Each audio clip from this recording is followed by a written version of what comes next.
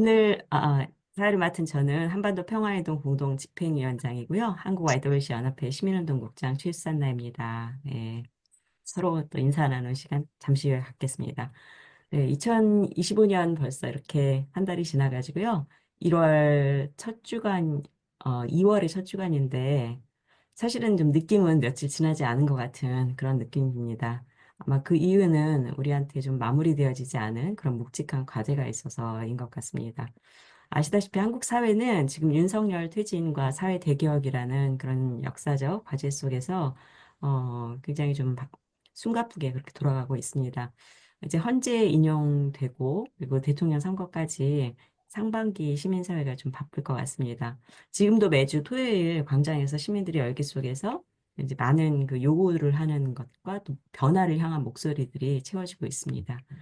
마찬가지로 미국에서도 지금 트럼프 재집권 하에서 뭐 인류의 인권 뭐 이런 인류 보편적 가치들이 퇴보하는 것들을 경험하고 계신 걸로 알고 있습니다.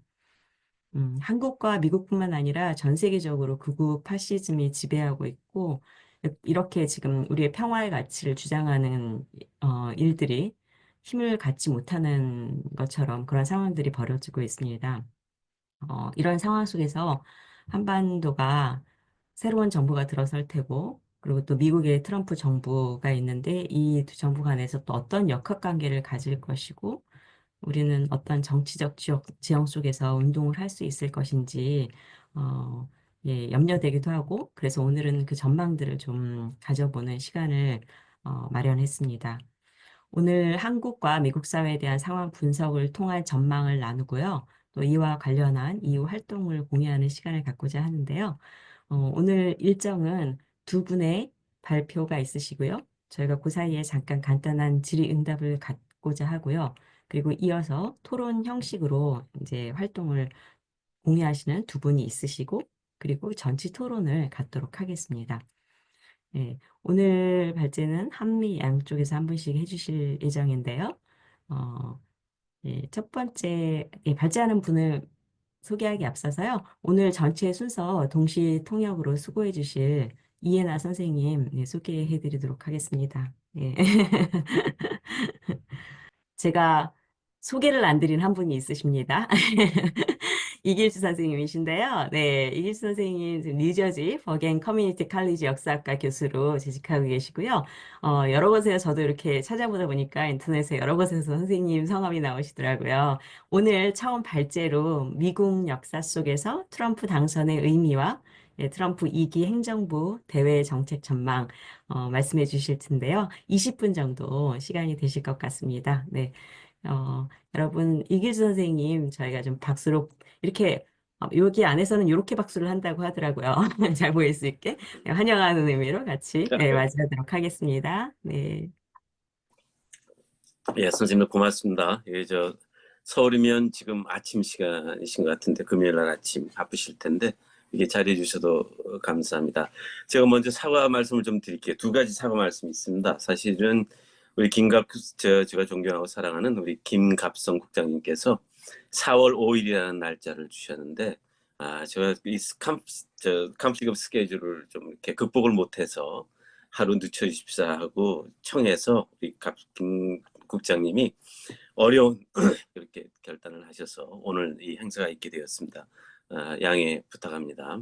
그리고 제가 좀 쭈글스러운 고백인데 제가 이제 눈에 캐로렉 수술을 해야 되는데 안 하고 버티고 있어가지고 눈이 좀 어둡습니다. 그래서 이러고 찌그리고 볼 때가 있는데 우리 이 모임과 선생님들을 향한 나의 찡그림이 아니라는 것만 좀 이해해 주시기 부탁드립니다. 제가 이렇게 찡그리는 사람이 아닙니다. 오히려 웃음을 더 잘 웃지. 그리고 마지막으로 우리 통역해 주시는 이하나 선생님 고맙습니다. 제가 이 말을 두서없이 그냥 이렇게 끌어가는 그런 어투인데 어떻게 통역을 해 주실지 참 난감하실 텐데 어쨌든 수고 감사드립니다. 자, 오늘 한 20분을 통해서 다음의 주제로 얘기를 하라고 저한테 말씀을 해주셨어요. 자, 읽겠습니다. 미국 역사 속에서 트럼프 당선의 의미와 트럼프 2기 행정부 대외 정책 전망. 아이고, 이거 제목이 이게 상당히 저도 보탬을 했지만 제목이 상당히 좀 길지요. 이렇게 조금 길게 느껴지는 제목인데 선생님들 제가 앞에서 말씀해 주셨듯이 저는 역사학도입니다. 저는 역사학도이기 때문에 저의 기능을 아주 솔직하게 말씀드리고 가죠. 이렇게 이제 비교를 하고 있습니다. 한 아이가 있는데 행동이 아주 예측불허입니다. 어떻게 행동을 할지 잘 모르는 애가 있습니다. 그러면 어떡합니까? 아이인데 앉혀놓고 물어볼 수도 없고. 그래서 세 가지 이제 접근 방식을 동원할 수밖에 없지 않겠습니까? 첫째는 이제 부모를 좀 봐야 되겠죠. 어떤 부모님이신가. 이런 것도 가능하죠. 그 아이를 이해하는데. 두 번째는 이제 가정 환경, 부모님을 중심으로 한 그 가정의 그런 환경을 볼 거고요. 세 번째는 그 아이의 그 과거 행동 경력 같은 것을 좀 이렇게 보면 그 아이가 이게 뭐죠? 어디 튈 줄 모르는 이 미식축구 공 같아도 어느 정도 그 아이의 그 생각과 행동을 예측할 수는 있지 않을까라는 그런 이제 기대를 가지고 이 순서를 맡았는데요. 취임이 아직 한 달도 안 된 이제 대통령이죠. 20일 날인가 했으니까 뭐 한 달이 안 되죠. 그런데 앞으로 어떤 정책을 펼 것이며 특히 이제 한반도 같은 복잡 단안하고 이제 변화에 아, 가능성이 상당히 높은 땅에 대한 외교 군사 정책을 한번 이렇게 예측해 보려고 하는 것은 제가 이런 표현을 가끔 씁니다. 이게 바람에 막 흔들리는 표의 논을 바라보면서 앞으로 밥상에 오를 밥이 얼마나 맛있을까를 유추해 보려고 하는 조금 어리석음이 아닐까라고 생각을 하지만 뭐 제가 직업인 만큼 한번 그 분석에 좀 나서 볼까 합니다. 그 역사학도로서의 일을 하겠습니다. 이제 다널드 트럼프라는 대통령은 이제부터 이제 존칭을 생략하겠습니다. 트럼프는 그렇게 얘기하지 않습니까? His unpredictability is his certainty. 그의 예측 불허가 그의 확실성이다. 이렇게 이제 얘기를 하지 않습니까? 근데 그 unpredictable한 건 사실인데 그 unpredictably 루틴한 게 있다면 거기에 일종의 리듬이 있다면 사실은 unpredictable한 건 아니겠죠. 그것을 한번 이제 찾아가 보겠습니다. 그러면 이제 저는 역사 속에서 미국 역사의 경험과 미국 역사의 유산이 그의 사고와 행동과 정책 철학에 좀 투영되지 않을까 하는 그런 기대를 가지고 역사 속에서 미국의 역사 속에서 트럼프 같은 인물이 있었나? 그렇다면 있었다면 그는 어떤 정책을 폈지? 이런 이제 질문을 이제 던지면서 제가 깜짝 놀란 게 있습니다. 트럼프가 취임하자마자 전임자 바이든 대통령이 떼어놓은 초상화를 하나 백악관 지하실에서 꺼내다가 집무실 뒤에 걸었죠. 누군지 우리 선생님들 다 아시죠? 앤드류 잭슨 7대 대통령입니다. 그게 이렇게 간단한 결정이 아닙니다. 굉장한 어떻게 보면 이념적 판을 뒤엎는 사고적 판을 뒤엎는 그런 상징적인 제스처입니다.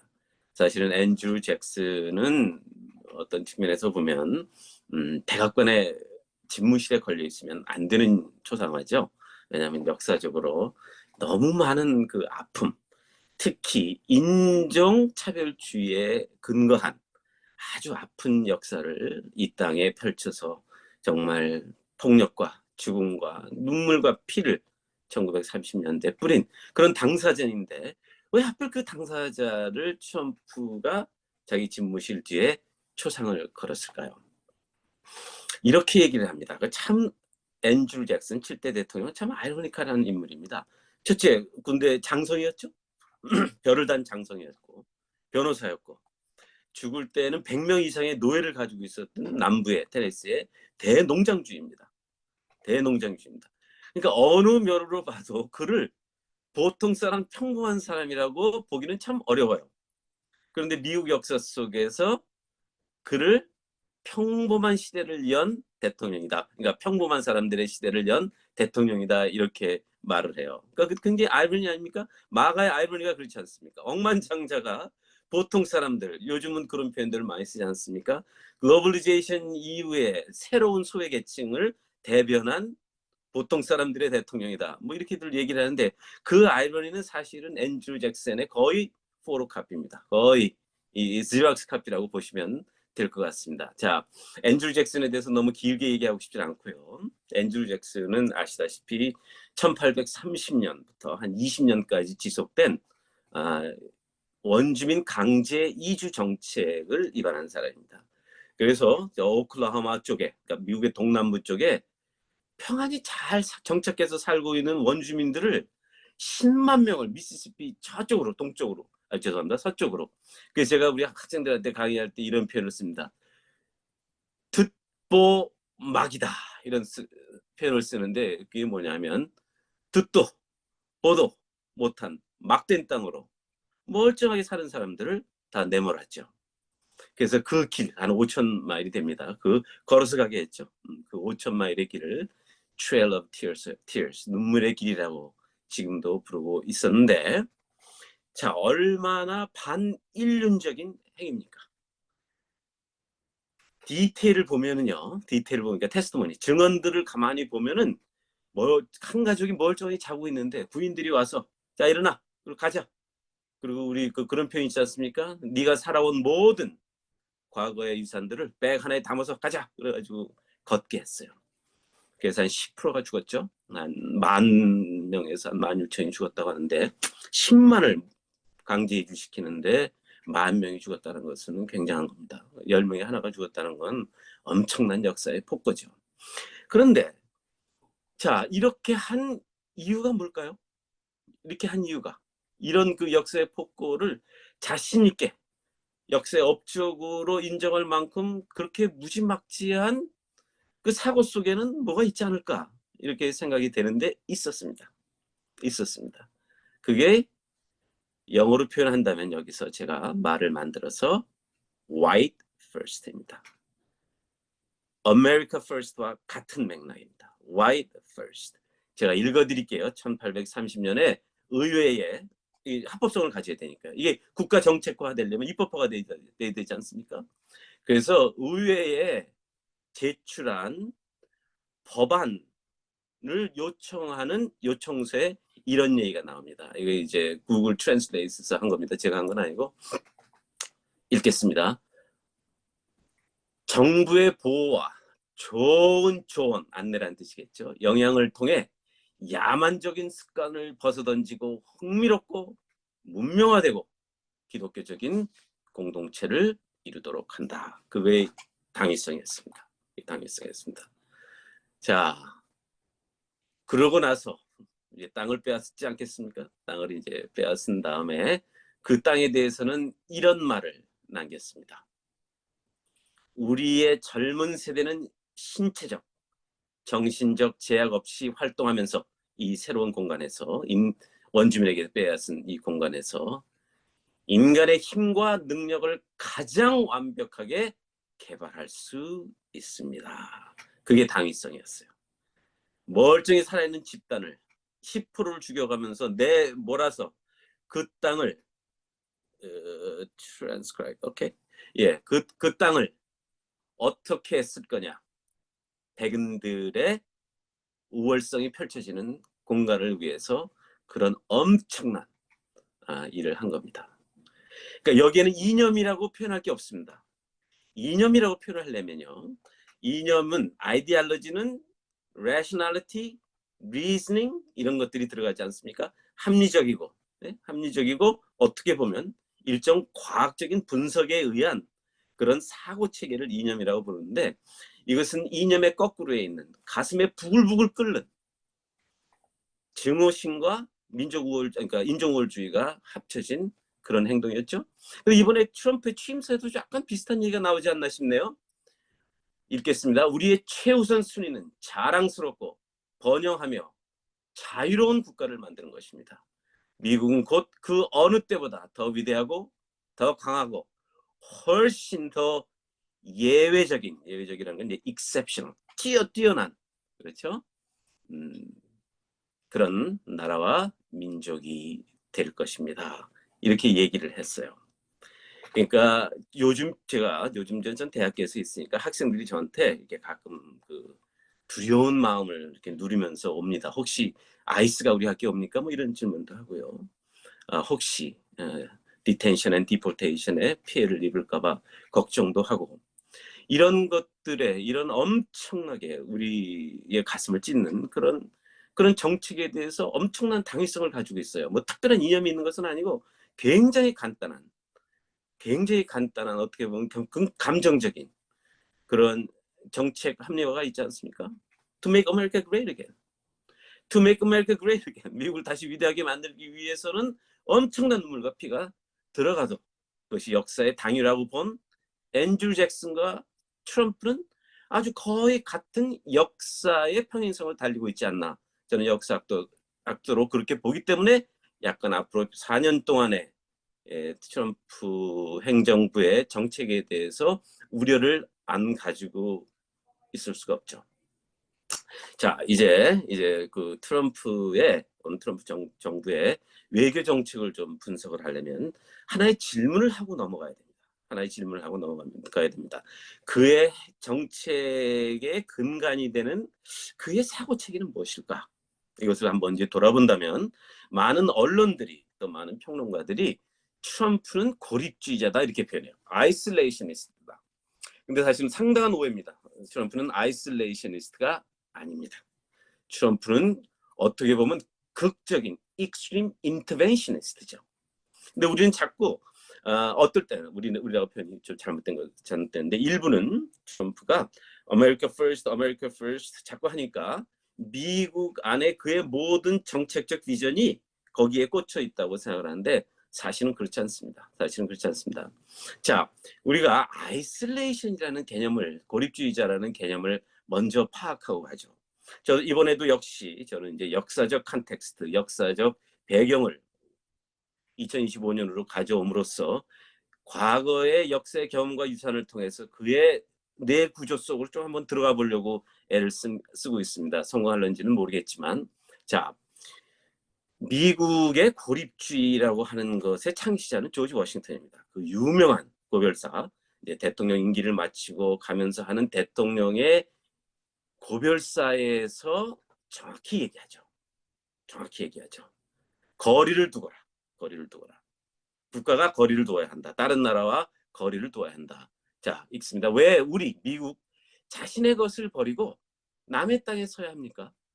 왜 우리의 운명을 유럽의 지역적 운명과 엮어서 우리의 평화와 번영을 유럽의 야망, 경쟁, 이해관계, 또 유머라는 표현을 썼는데 이거는 이제 무드, 기분 이런 거죠. 그러니까 좀 약간의 기분적인 것 또는 변덕이 초라하는 고난에 얽매이게 합니까? 그러니까 남의 일에 끼어들지 말라는 거예요. 남의 일에 이득이 없으면 이거는 거의 트럼피즘입니다. 생기는 게 없으면 남의 일에 끼어들지 말라는 거예요. 남의 일에 끼어드는 데 있어서 근간이 되는 도덕적 가치를 내세우지 말라는 얘기예요. 국가가 행동을 할 때 도덕적 가치를 내세우면은 국가의 정책이 이념화가 되죠. 그러지 말고 이념에 휩쓸리지 말고 탈이념을 해라.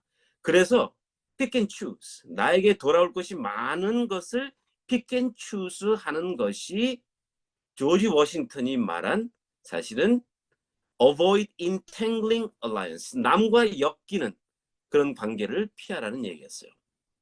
그것을 가만히 트럼프의 그 정책 페이퍼들을 정책 위반서를 가만히 들여다보면 그게 그대로 녹아 있어요. 자, 그러면 개입을 하지 말라는 얘기가 아니라 개입을 하되 어떨 때는 엄청나게 개입을 하죠. 전쟁도 할 수 있어요.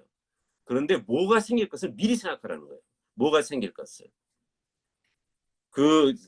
다널드 트럼프가 말입니다. 다널드 트럼프를 이해하시기 위해서 엄청나게 비싼 책 사지 마세요. 이거 1987년에 나온 이거 아닙니까? 또 Out of the Deal. 이건 뭐 싸구려입니다. 2분 3분이면 삽니다. 여기 많이 녹아 있습니다. 이미 1987년에 그가 어떤 정책을 펼 것인가는 이 조금 좀 이렇게 허술한 책 속에 다 들어 있습니다. 그러니까 무엇을 생각할 것을 미리 예측하지 못하는 사람은 지도자가 아니다 이런 얘기들을 막 하죠. 그러니까 이득과 소득을 챙기지 않고 가치로 우리 미국이 이제까지 몇백 년 동안 유지해온 역사적 가치와 유산 따위의 말을 하지 말라는 거예요. 워싱턴도 그랬어요. 사실은요. 자, 읽습니다. 미국의 상업 정책은 오늘 제가 넣은 단어입니다. 국가적으로 평등하고 공평해야 합니다. 배타적인 호의나 특혜를 추구하거나 허용해서는 안 됩니다. 나를 페이버할 것도 없고, 남을 페이버할 것도 없고, 돈 놓고 돈 먹기를 하자는 겁니다. 그것이 미국이 살아가는 방식이다. 이런 얘기를 이미 워싱턴이 18세기 말에 대통령직을 떠나면서 다 해 놓았습니다. 자, 더 구체적으로는 국가는 무엇을 할 것이냐. 국가는 가치를 선양하는 그런 엔티티가 아닙니다. 존재가 아닙니다. In order to give a, 영어로 좀 읽고 한번 우리말로 가겠습니다. A stable course to define the rights of our merchants and to enable the government to support them. 장사꾼 지키기 위해서 국가는 존재한다는 것이 워싱턴의 첫 번째 일성이었습니다. 그러니까 국가는 이념 속에 몰입되면 엄청난 희생을 감수할 수밖에 없습니다. 자, 이념의 토대 위에서 국가 정책을 펼친 대표적인 인물은 프랭클린 델라노 루스벨트죠. 그리고 한국 전쟁도 사실은 이념의 전쟁 아닙니까? 이념의 전쟁.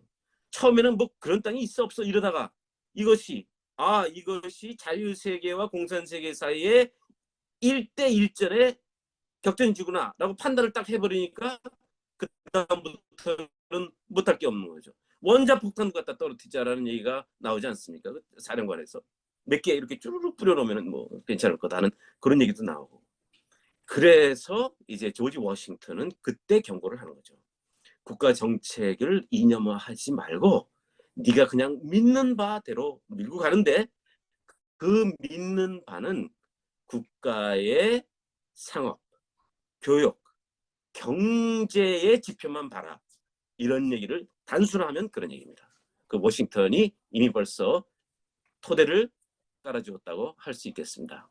그러니까 뭐 우리가 남인가 또는 special relations, 영국과 미국은 항상 우리는 특별한 관계다 이렇게 얘기를 해왔는데 그런 거 다 필요 없다는 겁니다. 여기서 나온 게 동맹도 뜯어먹어야 된다는 얘기입니다. 네이로가 그게 그거죠. 여기서 동맹도 빼낼 것은 빼내야 된다 하는 것이 이제 국가 이념으로 이미 워싱턴 때 만들어졌고 다널드 트럼프는 그것을 계승하는 그런 역사의 전개 과정이다. 이렇게 제가 말씀드리고 있겠습니다. 자, 워싱턴에 대해서 한마디만 더 할까요? 자, 제가 읽겠습니다. 한 국가가 다른 국가에 열렬히 애착을 갖는 것은 다양한 악을 낳습니다. 동맹관계도 제거하라는 뜻이에요. 동맹관계도. 트럼프에게는 동맹의 개념이 없지 않습니까? 동맹. 우리가 자꾸 서울에서 워싱턴을 바라보면서 우리가 남입니까? 우리가 혈맹입니다. 자꾸 얘기하는데 트럼프한테는 그러면 안 돼요. 트럼프는 thoroughly internalized 한 사람입니다. 내면한 사람이에요. 무슨 얼어 죽을 동맹이냐. 저 표현이 좀 거칩니다. 저 흥분해가지고. 네. 죄송한데 그런 거예요. 그러니까 자꾸 서울은요. 우리가 남입니까? 우리가 남입니까? 1945년에 일본을 몰아내고 48년까지 우리를 지켜주고 우리를 키워주고 48년에 우리를 독립국가로 만들어주고 50년에 우리를 구해주고 이 정신이 없어요. 정신이 없어요. 다널드 트럼프는 그런 귀에 하나도 안 들어옵니다. 워싱턴이 계속 말합니다. 선호하는 국가에 대한 동정심은 실제 공동 이익이 없는 경우에 상상의 공동이익이라는 환상을 조장하고 우리는 환상에 사는 건지도 모릅니다.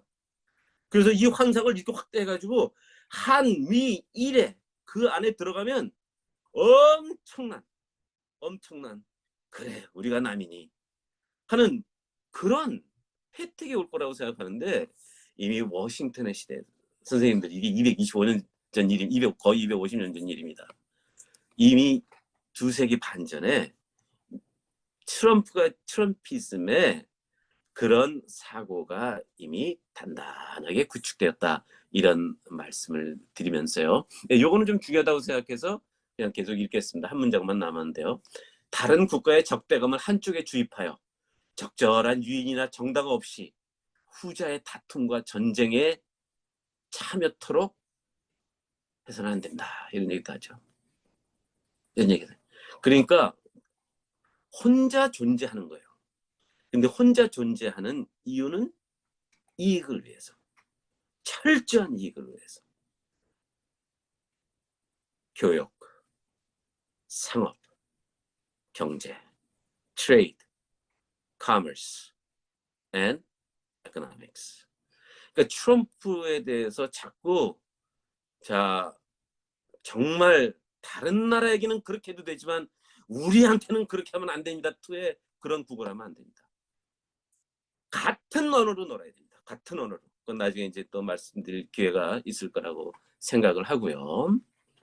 자, 이제 이런 그 아메리카 퍼스트의 그런 사고의 토도를 만든 또 하나의 인물이 있습니다. 워싱턴의 사고를 계승한 사람입니다.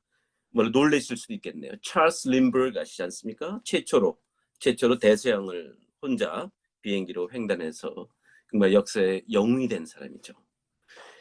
그가 1941년에 쉽게 말씀드리겠습니다. Universal Value Theory. 미국은 Universal Value를 지키는 제일 큰 형님이다. 그래서 우리는 당연히 희생해야 된다라는 Universal Value Theory를 정면으로 갖다 부닥친 사람입니다. 41년 1월에 우리 선생님들 잘 아시는 루스벨트의 For Freedom이 나옵니다. For Freedom. 4개의 자유와 미국은 이퀄 사인을 넣어서 2차 대전으로 합니다. 아니 물론 일본이 진주만 폭격을 했기 때문에 그 이제 인센티브가 생기긴 했지만은 어쨌든 이념적으로는 이미 1941년에 다 만들어져 있었습니다. 그러니까 제2차 대전에 뛰어드는 것이 이 생각으로서는 정책적 당위로서는. 그런데 그의 똑같은 4월에 린버그가 America First, 미국이 첫째야 한다, 또는 더 정확한 번역은 미국 먼저라는 조직을 만듭니다. 그래서 2차 대전에 들어가면 안 된다, 이렇게 얘기를 하죠. 그때 그가 외친, 그러니까 그 조직이 탄생하는 그 자리에서 그가 외친 말은 이 트럼피즘과 어떻게 보면 약간 소름이 좀 돋는다고 표현해도 될 것 같은데 그런 유사성이 있어요. 자, 제가 읽겠습니다. 이제 찰스 린버그가 한 얘기입니다. 국가의 안보는 국민의 힘과 나라의 힘과 그러니까 무장을 하지 말자는 얘기가 아니에요. 무장은 당연히 필요합니다. 국민의 성품에 달려 있습니다. 캐릭터, 이렇게 표현을 해요. 캐릭터. 밸류에 있는 것이 아니라, 국가의 밸류에 있는 것이 아니라 국민의 캐릭터에 있다는 것은 상당히 이 뉘앙스가 다른 것입니다. 사람이 먼저다, 뭐 이런 얘기죠. 사람이 먼저다. 안보를 위해 어떤 조합에, 그러니까 어떤 연맹, 동맹 이런 거죠. 조합의 외부 세력의 어떠한 공격으로부터 방어하기에 충분한 군대는 유지해야 합니다. 아니, 트럼프가 디밀리터라이징 리더라고 생각하면 굉장히 심각한 잘못된 시각이죠. 뭐 밀리터리제이션에 뭐 굉장한 지금 아주 뭐 기세등등합니다. 밀리터라이즈 굉장히 할 겁니다. 자, 그런데 하지만 독립적인 미국의 운명에 대한 믿음을 요구합니다. 이런 얘기예요. Believe in America. With the military strength, we will conquer world. 이런 얘기를 하는 거죠. 그러니까 끼어들지 마라.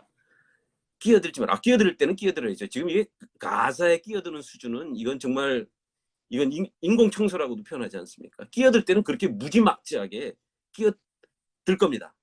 하지만은 그 정책의 저변에는, 맨 밑에는 이런 생각들을 가지고 있는 것이죠. 독립적인 미국. 그러니까 아메리카 온리가 되어버리는 거죠. 아메리카 퍼스트가 아니라 죄송합니다. 네, 아메리카 온리. 아메리카 온리. 그래서 자꾸 아메리카 퍼스트 그런데 저는 이걸 좀 바꾸고 싶습니다. 아메리카 온리. 자, 이렇게 해서 지금 도널드 트럼프는 미국의 앞으로 정책을 이제 확 바꿀 것입니다. 마지막으로 제가 여기서 우리가 나중에 좀 토의가 있을 수도 있을 거라고 생각을 하는데, 선생님 나중에 뭐 우리 이런 트럼프이즘이 우리 한반도 특히 북미 관계에 어떤 영향을 가져올 것인가, 이런 것은 제가 조금 비상적이라면 나중에 토의 시간에 할 수 있는 기회가 있을 수도 있겠다 싶은데, 선생님 그거 아시죠? 선생님 그거 아시죠? 진짜인지 아닌지는 모르지만 도널드 트럼프가 미국의 가치를 선양하기 위해서, 또는 미국의 자유라는 가치를 세계적 가치로 만들기 위해서, 지키기 위해서 들어간 전쟁에서 전사한 사람들을 향해서 losers and suckers라는 표현을 썼다고 합니다. 저런 쪼다들, 저 등신, 이런 얘기 아닙니까? 그것을 문장으로 풀어보면 이거예요. 세상에 universal value가 어디 있니? 왜 미국이 universal value의 디펜더가 돼야 하니? 그것을 하자고 죽은 너희들은 어떻게 보면 속은, 나라에 속은 바보들과 쪼다지니 하는 얘기를 하는 것이죠. 자, 그래서 이제 제가 정리를 하겠습니다. 앞으로 4년 동안의 트럼프의 외교 정책은 순수한 이익, 특히 교역, 그다음에 커머스, 무역, 또는 뭡니까, 그다음에 에코노믹스를 위해서 펼쳐갈 건데, 필요에 따라서는 엄청난 군사화, 밀리터리제이션, 군사 개입, 그리고 엄청난 폭력의 사용도 가능한 인물입니다. 그러나 반대편에서는 미국의 이 달러 이익을 위해서는 누구와도, 어떤 나라와도 유니버설 밸류라는 틀을 벗어나서 딜할 수 있는 사람이다, 이렇게 생각하고 있다는 것을 말씀드리면서, 좀 제가 시간을 좀 길게 끌었습니다. 양해 구하고, 자, 이 정도로 하겠습니다. 고맙습니다. 아, 네, 선생님 너무 감사합니다. 제가 사실은 시간이 이렇게 지나는 줄 모르고 굉장히 재밌게 잘 들었습니다. 예, 저도 그랬습니다. 저도 제 목소리에 네. 감동받아가지고 계속 떠들었습니다. 죄송합니다.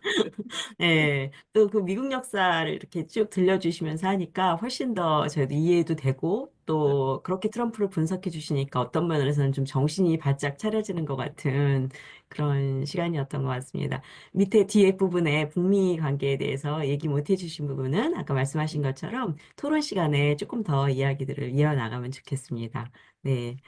네. 네, 또 감동을 받았는데요, 저희가. 그래도 이제 두 번째 발제로 넘어가도록 하겠습니다. 두 번째 발표해 주실 분은, 한반도 평화행동 공동집행위원장이시고요. 시민평화포럼 운영위원장으로, 네, 한국 상황에서 굉장히 열심히 또 활동해 주시는 이태호 선생님이십니다.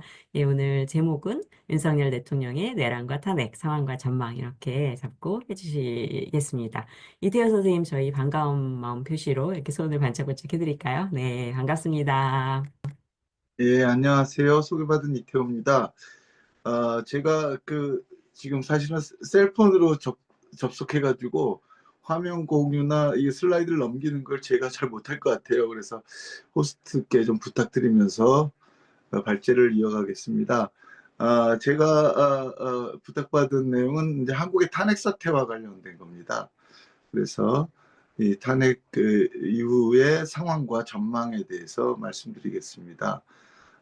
저는 지금 한반도 평화행동 공동집행위원장이고요. 지금 막 윤석열 퇴진을 위해서 활동하고 있는 연대기구인 윤석열 즉각퇴진 사회대개혁 비상행동에서 공동운영위원장을 맡고 있습니다. 그 다음 슬라이드 부탁드릴게요. 네, 윤석열 대통령이 12월 3일 날 계엄령을 선포했습니다. 그러면서 담화문을 발표했는데, 거기서 이제 주목할 것은 북한 공산 세력의 위협 때문이다. 그리고 종북 반국가 세력들 때문이다. 그리고 얘네들을 완전히 척결하겠다. 이렇게 선언하고 있다는 거죠. 포고문을 또 좀 보면요. 이게 나중에 문제가 된 포고령인데요. 어, 1번부터가 문제가 됩니다. 국회와 지방의회, 정당의 활동과 정책 결사, 집회, 시위 등 일체 정치 활동을 금한다. 이렇게 했는데요. 사실은 계엄령을 선포하면 이것을 유지할지 말지 즉각적으로 국회에 통보하고 국회가 심의하도록 되어 있습니다. 근데 포고령을 발표하고 국회 활동을 정지해 버렸기 때문에 이거 자체가 지금 위헌 논란에 휩싸여 있습니다. 그 근데 이 내란이 실패했죠. 그래서 실패한 이유에 대해서 좀 살펴보겠습니다. 슬라이드 넘겨주세요. 그, 어, 우선 트럼프한테 계속 트럼프 얘기를 하다가 윤석열은 군하고 경찰하고 정보기관을 총동원했습니다. 그래서 국회 그리고 좀 의아스러운데 선거관리위원회 그리고 법원, 언론 등을 장악을 하려고 했습니다. 심지어 현역 공무원이나 군이 아닌 예비역장교, 현직 그 직업은 무당인데요. 이 사람을 시켜가지고 불법 체포조와 수사단을 운영하려고 했습니다. 당연히 국회의원, 법관, 노동자, 언론인 등을 체포하려고 시도했고요. 그 노사원의 수첩에 따르면 고문하고 살해할 계획도 있었습니다. 하지만 시민 저항 속에 아시다시피 오전 1시에 국회가 어렵게 모여서 계엄 해제를 의결하고 윤석열 대통령은 마지못해서 4시 30분에 계엄을 해제하게 됩니다. 그리고 아까 얘기했듯이 선포 근거, 포고령의 내용, 그다음에 이것의 의결 절차 등이 모두 헌법과 법률 그리고 국제인권 기준에 위배됐다는 평가를 받고 있어서 12월 4일 날 국회는 윤석열 탄핵 소추안을 의결했는데 생각보다 적은 인원이 참여했습니다. 이것도 두 번째 안건을 상정한 다음에 겨우겨우 정원을 채워서 찬성 204명으로 한국 헌법에 따르면 제적 인원의 3분의 2가 동의해야 탄핵이 소추가 되기 때문에 겨우 됐습니다. 그리고 논란 끝에 수사당국이 올해 1월 19일에 윤석열을 구속시켰습니다. 내란 혐의죠. 그래서 헌법재판소에서 최종적으로 파면할지 여부를 심리하고 있고요. 또 지방법원에서 내란죄 재판이 시작되었습니다. 근데 이제 다음 페이지 보시면 놀라운 거는 그냥 종북 세력 척결을 내걸고 국회를 점령하려 했다 정도가 아니라 비상사태의 근거를 만들기 위해서 국지전을 유도했다는 거죠. 이미 10월 달에 평양에 무인기를 집투시킨 게 이 계엄을 준비하던 사람들이 했던 것이고요. 그 밖에 북한의 오물풍선에 대해서 원점 타격을 하려고 했다. 나아가서 NLL 인근에서 북의 공격을 유도하기로 했다 하는 것들이 속속 제보를 통해서 드러나고 있습니다. 물론 사실관계 여부는 역시 법정에서 다뤄져야 될 것 같습니다만 제보는 이런 내용이 나왔다 할 수 있겠습니다. 당연히 이거에 북한이 반응했으면 이제 실제로 국지전에 날 뻔했는데 무인기를 보냈을 때 외무성이 굉장히 화를 내면서 중대 성명을 발표합니다. 이건 대한민국의 위험천만하고 모험주의적인 행위다. 이것에 의해서 무력 충돌 위험이 야기되고 있다. 우리는 봐주지 않을 건데 그래도 지금은 경고하고 말겠다. 두 번 다시 이와 같은 경고는 없을 것이다. 뭐 이렇게 그래서 즉각 행동하겠다고 엄포를 놓으면서도 북한이 이른바 로키로 대응을 했습니다. 그때 당시로는 이제 러시아와 그 포괄적인 동반자 관계 협정, 말하자면 군사동맹 수준의 관계를 맺는 논의를 하고 있었고 또 러시아 우크라이나 파병 문제를 얘기하고 있어서 남한 따위가 뭐라든 나는 신경 쓰지 않겠다라는 입장이 있어서 사실은 충돌 없이 넘어갔지만 사실은 뭐 국지전이 한반도에 살고 있는 모든 사람의 옆을 굉장히 가깝게 스쳐간 그런 순간이었다고 할 수 있겠습니다. 넘어가 보죠. 근데 계엄령이 실패하는 과정을 보니까 이게 너무 준비가 안 됐다 이런 평가가 있었습니다. 근데 이 계엄 실패 과정을 조사하면 조사할수록 이게 굉장히 오래 전부터 치밀하게 준비했다 하는 흔적이 발견되고 있습니다. 이게 실패한 것은 준비가 안 됐기 때문이 아니라 명령 계통에서 거기에 참가할 수밖에 없었던 군인이나 경찰이나 공무원들이 체계적으로 그리고 각 명령 계통 단계별로 조금씩 비협조해서 결국 망하게 된 거다. 그리고 계엄에 대해서 우리나라에서 이런 건 있어서는 안 되고 있을 수도 없다라고 믿었던 시민들과 SNS의 덕이 컸다. 무엇보다도 작년에 서울의 봄이라는 영화가 엄청 흥행했습니다. 1,000만 명이 봤는데요. 이게 이제 1980년 계엄령을 다루고 있어서 청년 세대들이 이거에 대해서 너무 잘 알고 있었다는 면도 적용했습니다. 근데 이제 실패 이후에 윤석열 대통령이 계속 버티고 있죠.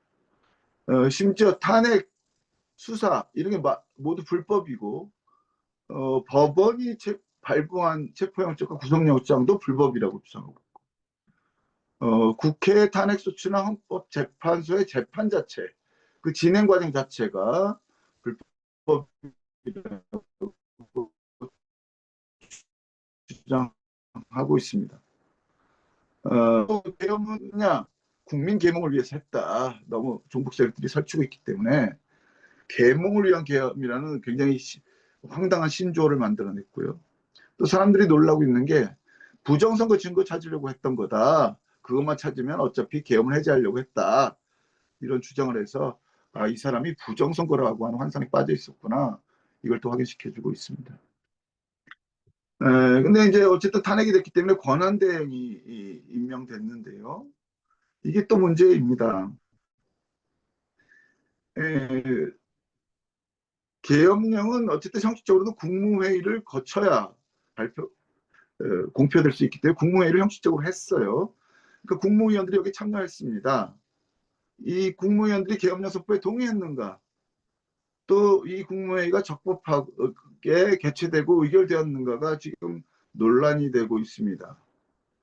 하지만 어쨌든 국무위원들은 조사 대상이자 피의자죠. 수사 대상인데 1차 권한대행이었던 한덕수 국무총리는 피의자 신분으로 이제 권한대행직을 맡았는데 헌법재판관 후보를 임명하라고 국회에서 의결했는데 그 거부권을 행사해버렸어요. 그리고 이 사건 조사를 위한 특검 임명 법안에도 거부권을 행사해가지고 국회가 탄핵을 해버렸습니다. 두 번째 권한대행인 부총리, 지금 최상목 부총리인데요. 역시 특검법에 대해서는 또 거부권을 행사했어요. 하지만 헌법재판관에 대해서는 더 이상 명분이 없었기 때문에 국회가 실제로 의결한 3명 중에 2명을 임명했는데 한 명은 좀 진보적인 색채가 강한 분이었는데 논란이 있다는 이유로 아직까지 유보를 하고 있습니다. 사실상 거부를 하고 있는 거죠.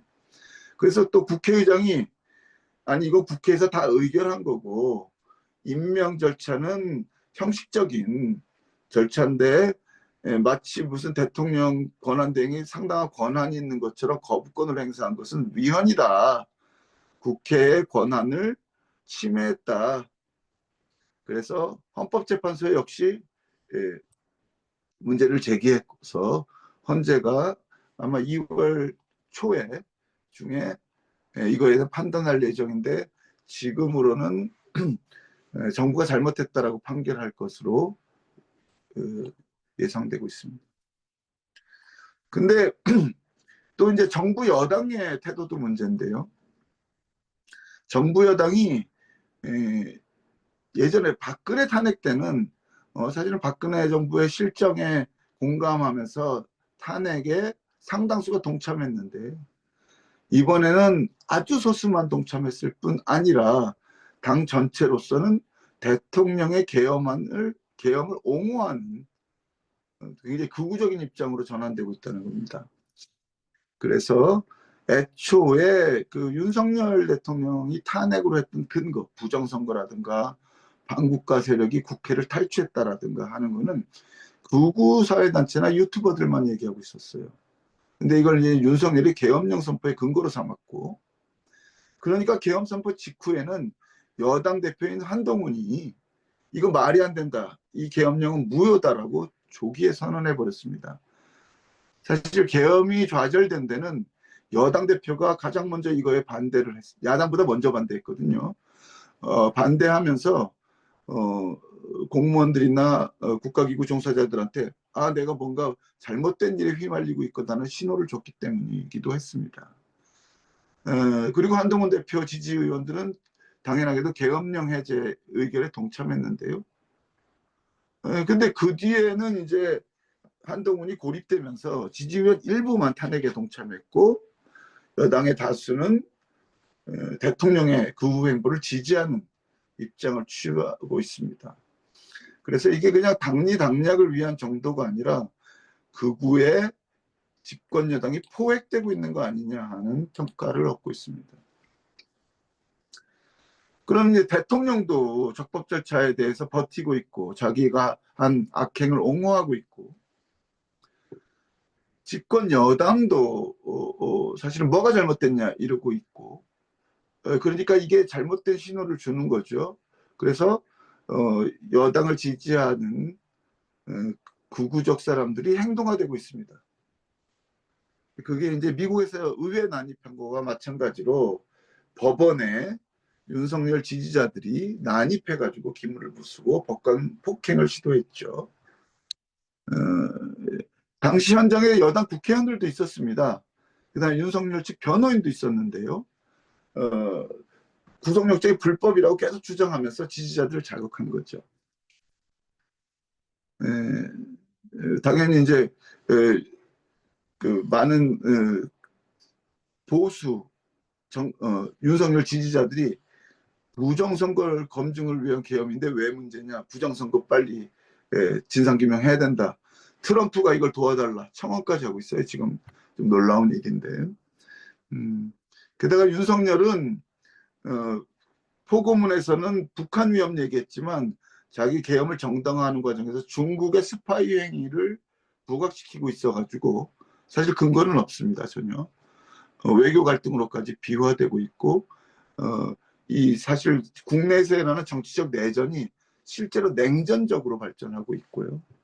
여기다가 이제 여성에 대한 혐오까지 동원해서 신남성연대가 조직적으로 개입해서 이른바 정화활동이라고 하는 온라인에서 모두가 달라붙어가지고 댓글 공작을 하는 작업을 함께 하고 있습니다. 그럼 이게 정치적으로는 어떤 양상을 보이고 있냐 보면요. 사실은 계엄령 선포 이전에도 대통령 지지율은 최악이어서 이미 그 김건희 여사와의 비리 문제로 탄핵 얘기가 나오고 있었습니다. 근데 여기 포를 보시면 12월 첫째 주 계엄하자마자 지지에 대한 직무에 대한 부정적 여론이 또 가파르게 한 10%포인트 상승해서 85%까지 나빠지고 있었죠. 이때가 탄핵된 겁니다. 죄송합니다.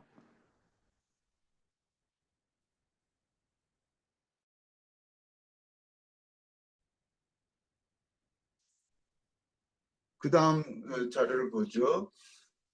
근데 12월 둘째 주까지 그렇게 상황이 나빴고 당연히 탄핵 여론도 75% 정도였는데, 이게 정치 여론이 진영화되면서 1월 들어서면서 찬성 여론이 뚝 떨어져서 60%까지 됐습니다. 특히 구속영장이 오르냐 그르냐 할 때는 57%까지 찬성 여론이 떨어졌다가 구속되면서 안정화된 게 지금 60% 정도로 되고 있다고 보시면 될 것 같습니다. 정당 지지도를 보죠. 당연히 탄핵된 때는 굉장히 민주당 지지율도 높아지는 것 같아 보였고 국민의힘 지지율이 낮아졌죠. 사실 이 지지율이 낮아지는 것 때문에 이쪽이 하여간 모여야 산다, 뭉쳐야 산다라는 식으로 돼서 대통령의 적극 동조하고 가짜 뉴스를 옹호하면서 놀랍게도 정당 지지율이 올라가다가 이것도 역시 대통령이 구속된 다음에 예, 좀 안정화되면서 조금 낮아지고 있지만 또 민주당 지지율은 생각보다 올라가지 않는 모습도 보이고 있습니다. 이거 잘 안 보실 수도 있는데요. 장내 정치 지도자 지지도인데요. 어, 야당의 이재명 지지도가 좀처럼 오르지 않는다. 가장 높을 때도 37%였고요. 지금 1월 달에 들어선 30% 수준으로 안정화되어 있습니다. 물론 대선 예비 후보자의 지지율로는 1위지만 그렇게 높은 수치는 아니다. 이게 지금 민주당 쪽의 고민입니다. 자, 그러면 이런 상황을 조금 더 이전 탄핵 상황과 비교해서 살펴보겠습니다. 박근혜 탄핵 때는요, 탄핵 찬성 비율, 국민 여론이죠. 그리고 국회에서 실제로 탄핵 소추에 찬성한 의석 비율, 그리고 탄핵 후 대선에서 후 집권 여당 외에 다른 정당 후보들이 얻은 득표율, 말하자면 일종의 탄핵 연합 세력들이 얻은 득표율이 75%에서 80%로 전체적으로 싱크로율이 높습니다. 광장과 국회와 선거가 동일하게 나온다는 거죠. 그것은 일종의 무언의 탄핵 연합이 형성됐기 때문이었고요. 광장에 나오는 이들도 진보만이 아니었습니다. 보수도 함께 참여했었어요. 근데 이번 내란 국면에서는 탄핵 찬성 비율도 객관적으로 낮을 뿐만 아니라 국회 탄핵 소추 찬성 의석 비율하고 이게 싱크로율이 잘 안 맞습니다. 그리고 낮고요. 정당 지지와는 더더욱 연동되지 않는 특징을 보이고 있습니다. 이것은 어쨌든 탄핵 정치 연합이나 이런 것들이 구축되지 않았거나 미흡한 상황을 보여주고 있습니다. 광장도 진보적인 성향, 또 민주당 지지자들이 참여하고 있고 10에서 30대까지 여성이 상당히 많이 나오는 것이 중심축을 이루고 있습니다. 이것은 시민사회의 진영화를 보여주고 있다고 봅니다. 그 다음 페이지인데요. 제가 속한 이 비상행동에는 1,700개 단체가 있는데 박근혜 때는 2,400개 정도이기 때문에 좀 줄었습니다. 역시. 응원봉시라는 새로운 문화가 만들어지고 있는데요. 이건 성장한 페미니즘의 영향이 있고 또 K-팝의 영향도 있겠습니다. 근데 규모 면에서는 지금 보수가 더 모이고 있습니다. 그리고 안타깝게도 2030 남성이 전부는 아니지만 생각보다 많은 수가 이 보수 집회에 호응하고 있는 것도 지금 저희가 걱정거리입니다. 다음 페이지죠. 그래서 아예 집권 여당, 예전에는 기득권 제도정당이라고 했던 이 보수가 반체제화되고 있다. 반헌법화되고 있다. 심지어 이들 스스로 국민저항권 같은 얘기를 하고 있으니까. 그리고 부정선거 담론이 극우 유튜버 소수의 얘기가 아니라 대통령의 입을 통해서 통상 여당의 통상적인 지지율에 입각하고 있어요. 부정선거를 믿는 사람들의 비율이. 집권 여당이 이게 진짜 극우에 포획된 거냐 아니면 앞에 다가올 대선을 위해서 전술적으로 여기에 편승한 거냐에 대해서는 논란이 있지만 어쨌든 의도적 편승이건 포획이건 어쨌든 이게 정치적 이익이 된다는 상황이 큰 문제인 거죠. 그럼 이제 극우화의 원인은 뭐냐? 전 지구적 경향이 있겠습니다. 이거는 자세히 설명하지 않겠습니다. 내가 믿고 싶은 거 믿는 시대이고요. 사회 전반에서 신뢰 저하가 불만으로 나오는 무엇보다도 전통적인 정치 공식과 가치 공명이 미국이나 한국뿐만 아니라 유럽 같은 나라에서도 잘 작동하지 않는 이런 현상이 있죠. 그럼 이제 한국적 맥락을 보자. 일기 촛불 이후에 탄핵연합이 유지되지 못했습니다. 그리고 촛불 개혁의 실패에 대한 실망도 여전히 해결되지 않고 있는 상태에서 이 탄핵 상황이 온 거죠. 그 다음에 우리나라가 전 세계가 복합위기라고 하는데 우리는 그게 고속으로 전개되고 있습니다. 초저출생, 초고령화, 게다가 한반도 위기, 또 경제는 미중 갈등 사이에 꽉 껴가지고 중국으로부터의 경제적 위기나 미국으로부터의 경제적 위기 어느 것에도 잘 이렇게 받지 못하고 경제가 굉장히 안 좋아지고 있어요. 당연히 사회 양극화는 심화되고 잠재 성장 가능성은 초저출생, 초고령 때문에라도 막 추락하고 있습니다. 게다가 코리아 리스크까지 있고요. 당연히 청년층이나 노인층 모두에게도 기회가 점점 사라지고 있습니다. 이러니까 한반도 전쟁 위기, 고전적인 안보국가, 혐오 정치가 결합해가지고 극우화를 촉진하고 있다. 무엇보다 이번 탄핵 사태에서는요. 와, 빨리 끝내달라고 그러네요. 빨리 해보겠습니다. 이 대통령이 탄핵된 것도 세계 처음은 아니었는데 두 번째로 연거푸 탄핵되는 거는 진짜 세계에 이런 일이 없고 현직 대통령이 구속되는 사태도 없습니다. 너무 자극적이죠, 상황이. 그러니까 집권여당도 배수진을 치고 사실은 뭐 구속영장이 오르냐 그러냐 하지만 박근혜 때보다 훨씬 더 대선으로 가버렸어요. 대선에서 누구 찍을 거냐? 그렇다고 우리가 민주당 찍을 거냐? 우리끼리 뭉치자. 그러니까 같은 이념으로 같은 생존 논리로 뭉치게 되는 거죠. 게다가 시민사회 쪽에서는 젠더, 기후 뭐 이런 것들이 막 성장하고 있는데 아직 주류화는 되지 않았고요. 그러니까 이 정치적으로 이런 것을 유능하게 대응하지 못하고 있는 거죠. 이런 문제가 좀 있는 것 같습니다. 근데 이게 그래서 일시적인 현상이냐? 아닌 것 같다 하는 거죠. 불길한 징조 하나는 법과 정치가 사실 외피가 되고 실제로는 상대방을 없애버리겠다. 상대방을 죽여도 좋다 하는 사실상 내전으로 가는 거 아니냐. 그리고 여기에 사용하는 무기가 점점 거칠어지고 있는 거 아니냐. 검찰권을 변칙적으로 사용하고 거부권을 무제한으로 사용하고 이제 그러니까 야당도 탄핵권을 무제한으로 사용하고 그러니까 이제는 비상사태를 선포하고 점점 쓰는 칼들이 엄청 과격해지는데 이런 사용수단의 인플레이션이 앞으로 정치를 망칠 것이다. 두 번째는 한국은 그래도 피식민지 경험을 가진 나라 중에 유일하게 성숙한 민주주의로 발전했고 경제수직으로 도약한 예외라고 그랬는데요. 이 외회가 진짜 예외고 이 외회도 안정적이지 않다는 게 지금 드러나고 있는 거 아니냐. 벌써 쿠데타가 일어났다는 건 정치적으로는 권위주의 시대로 추락할 가능성이 현실화된 거고요. 국지적 가능성도 70년간 없었는데 이제는 다시 안 일어난다는 보장이 없어졌고요.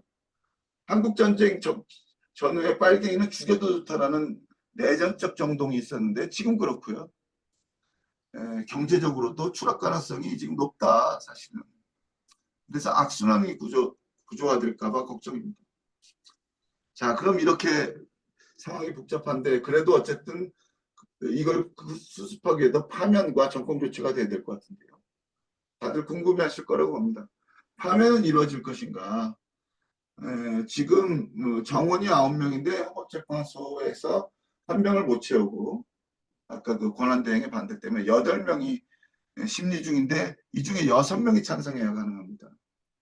근데 4월 초면은 그 중에 2명이 임기가 끝납니다. 아마도 3월 안에 판단이 날 것 같은데 여당과 보수지사는 이걸 지연시키려고 하고 있습니다. 하지만 파면이 부결될 경우에 혼란을 모두가 우려하고 있기 때문에 아마도 현재로서는 파면 가능성이 높다고 보는데 문제는 그걸로 하겠습니다. 정권 교체가 이루어질까는 조금 더 사실 허들이 높아졌는데요. 하나는 이재명 대표의 선거법 재판이 변수, 이것도 3월 초에 나오게 됩니다. 많은 사람들이 선거법 위반을 무죄가 항소심에서는 무죄가 나올 것이고 나오더라도 대통령에 출마할 수 있는 벌금 100만 원 이하로 나올 거라고 기대하고 있지만 또 이것도 역시 확실하지 않습니다. 예, 그리고 민주당이 지금 성장한 페미니즘이나 노동운동에서 불화를 빚고 있고요. 예, 그리고 정권 교체 이후에 뭐 잘 될 것이냐라고 하는 불신이 또 많이 있어서 그게 민주당과 이재명의 지지율이 안 오르는 이유가 되고 있습니다. 윤석열에게는 또 다른 스트롱맨이 아니냐 이런 비판도 있고요. 그래서 앞으로 탄핵연합이 정권교체연합으로 계속 유지되고 지속될 것인가가 포인트라고 할 수 있겠습니다. 근데 이러자면 탄핵연합을 유지하고 정권교체연합을 유지하기 위해서 민주당이 좀 더 포용력을 가지고 다른 정치 세력에 또 껴안아야 되는데 우리나라에 있는 이 두 강한 지도자들은 피해의식에 쩔어 있다는 거죠. 윤석열은 자기는 집권했는데 한 번도 여당으로서 마음껏 정책을 못 펴봤다. 야당이 사사건건 발목을 잡았다는 피해의식 때문에 이번에 계엄령도 선포했죠. 근데 반대 이재명 대표도 나는 대선 이후로 너무 현 정부로부터 탄압만 받아왔다. 공격받았고 심지어 테러까지 받아왔다. 그러니까 생존 논리가 너무 강해가지고 지금 대선에서 영향력을 가진 스윙 보터들에게는 두 모두가 피해의식에 쩔어 있고 기득권자고 나는 저 사람들 좀 심판하고 싶어 이런 느낌이 든다는 거죠. 자, 근데 가까스로 정권 교체를 하더라도 아까의 정치적인 양극화 때문에 보수는 아마 탄핵에 불복종한 것과 마찬가지로 대선 결과에 불복종할 거고요. 그리고 이재명이 갖고 있는 사법 리스크 때문에 계속해서 탄핵 논란이 이어질 가능성이 높습니다. 그래서 이 탄핵연합의 유지와 확장이 정권교체, 선거연합 정도가 아니라 정권교체에 비해 더 절실한데요. 사실 문재인 정부는 이걸 관리하지 못했습니다. 그래가지고 5년 만에 탄핵연합이 반문재인 연합으로 안철수까지 저쪽으로 가는 바람에 윤석열 같은 어처구니 없는 사람이 어부지리를 얻게 되었거든요. 그래서 정권교체 이후에 민주회복, 평화회복, 사회개혁의 질 이런 게 되게 중요한데요. 이게 전체적으로 개혁과제죠. 근데 개혁과제만큼 더 중요한 것이 통합과 협치를 어떻게 할 것이냐 하는 문제입니다. 마지막으로 정권교체 시의 한반도 전망에 대해서 죄송합니다. 지금 목이 안 좋았어요. 이제 민주당 정책을 기준으로 보았습니다. 물론 우리가 더 노력해서 이걸 좀 더 개선시킬 수 있을 것 같은데요. 현재 민주당이 내놓은 정책으로 보면 국지전 위험은 줄어들 가능성이 있습니다. 전단 살포나 심리전을 중단할 가능성이 높기 때문이죠. 근데 예전에 바이든이 그랬던 것처럼 윤석열 정부가 깔아놓은 안보 정책은 그냥 가져갈 가능성이 높습니다. 핵기반 동맹 같은 걸 유지하겠죠. 그리고 윤석열이 거부했던 균형 외교는 다시 추구하겠다고 선언할 건데 트럼프가 하는 대중국 정책에 대한 내구력이 전혀 없어서 이미 미국에서 좀 얘기하자마자 바로 한국에서 중국판 인공지능에 대해서 다 정부가 안 사용하고 있거든요. 뭐 이런 식으로 중국 트럼프의 정책에 대한 내구력이 없을 것 같아 보여서 걱정입니다. 한미일 구사협력도 번복 못하겠죠. 하지만 한일 과거사 문제만큼은 얘기할 수 있겠다. 그리고 북미 북일 대화가 어떻게 진행될지 모르겠습니다만은 윤석열 정부에서는 막 반대할 텐데 이 정부에는 지지할 가능성이 있고요. 종합적으로 봤을 때 지금 두 국가를 선언한 북한에 대해서 남북 대화 재개를 위한 어떤 인센티브를 제공할 수 있을 것이냐, 아니면 적어도 적극적인 우리 뭐 통일은 몰라도 평화 공존하자라는 독트린을 발표할 수 있을 것이냐, 지금으로서는 회의적이다 이렇게 말씀드리고 싶습니다. 네, 감사합니다.